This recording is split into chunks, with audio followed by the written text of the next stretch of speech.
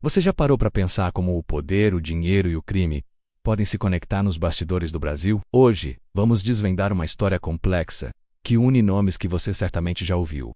O ex-banqueiro Daniel Vorcaro, o ex-presidente Jair Bolsonaro, o governador de São Paulo Tarcísio de Freitas e a maior facção criminosa do país, o PCC. Não estamos falando de uma aliança direta daquelas de filme, mas de uma teia de interesses, investigações e coincidências que se cruzam no topo do poder em São Paulo e Brasília. Fique comigo até o final para entender como esses mundos aparentemente distintos encontram e o que isso revela sobre a crise que vivemos. Para começar, vamos falar de dinheiro, muito dinheiro. O nome central neste eixo financeiro é Daniel Vorcaro, ex-dono do Banco Master. Em 2025, o colapso desse banco e a prisão de Vorcaro trouxeram à tona uma fraude bilionária e uma grave manipulação do sistema financeiro. Mas o que isso tem a ver com política? Vorcaro não era um banqueiro qualquer. Ele era conhecido por suas conexões estreitas com políticos de diferentes esferas, usando seu poder financeiro para fazer lobby e exercer influência, tanto em Brasília quanto em São Paulo.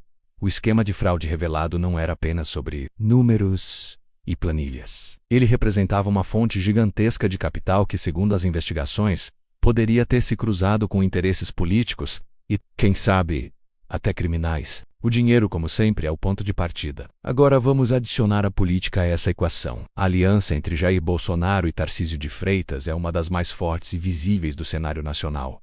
Tarcísio não é apenas o governador de São Paulo. Ele é visto como o principal herdeiro do projeto bolsonarista na região mais rica do país. E onde o Banco Master de Vorcaro entra nessa história? As investigações apontam que o banco buscou uma forte proximidade com a esfera de poder bolsonarista. Isso não significa necessariamente uma reunião secreta, mas sim a busca por alianças políticas, possíveis contribuições indiretas ou a facilitação de negócios que beneficiassem ambas as partes. Vorcaro, com seu banco, se beneficiava de um clima de influência política para expandir seus negócios. Aqui a conexão se torna ainda mais clara quando olhamos para a área de atuação de Tarcísio como ministro da Infraestrutura. Sua gestão foi marcada por grandes projetos de concessões e privatizações, bandeiras políticas que ele continua defendendo em São Paulo.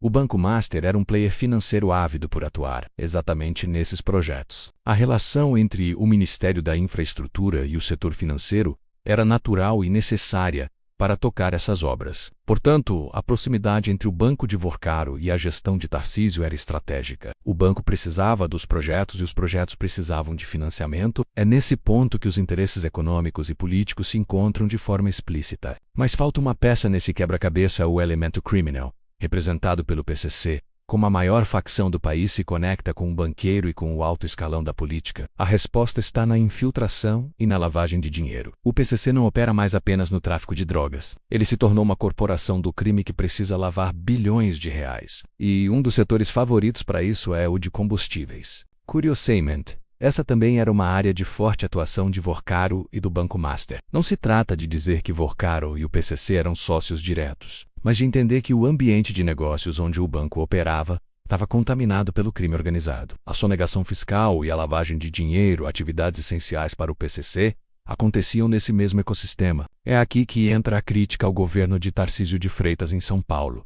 Especialistas em segurança pública apontam que a política focada na letalidade policial, em vez de investir em inteligência financeira para rastrear o dinheiro do crime, acaba sendo ineficaz contra a cúpula da facção. Enquanto a polícia troca tiros nas ruas, a liderança do PCC continua intacta, lavando seu dinheiro e se infiltrando em contratos públicos através de empresas terceirizadas, postos de combustível e outros negócios. E são justamente nessas áreas cinzentas que o poder do PCC e o capital de esquemas como o de Vorcaro se encontram. A facção se beneficia de um sistema que não investiga o dinheiro, e o poder político é criticado por não atacar a raiz do problema. Então qual é o verdadeiro elo que une Daniel Vorcaro, Bolsonaro, Tarcísio e o PCC? Não é um aperto de mãos, mas a convergência de um ambiente político e econômico que permitiu, ao mesmo tempo, a fraude financeira e o lobby de colarinho branco, a ascensão de um poder político com uma ideologia específica e a contínua lavagem de dinheiro e infiltração do crime organizado.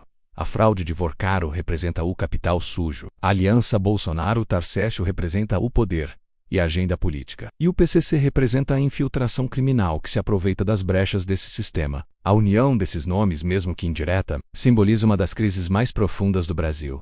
Um cenário onde a corrupção de alto nível e o crime organizado se encontram e se beneficiam mutuamente, bem debaixo do nariz das instituições. Essa história nos mostra que os problemas do Brasil são muito mais interligados do que imaginamos. A corrupção financeira não está isolada da política. E a política de segurança pública tem consequências diretas na capacidade do crime organizado de prosperar. Quando um banqueiro frauda o sistema, quando um político favorece certos grupos e quando uma facção lava dinheiro livremente, as linhas que separam o legal do ilegal se tornam perigosamente borradas. A investigação sobre o colapso do Banco Master é apenas a ponta do iceberg, revelando uma rede complexa que desafia nossas instituições e coloca em xeque o futuro do país. É fundamental que continuemos a acompanhar esses desdobramentos e a cobrar transparência e responsabilidade de todos os envolvidos.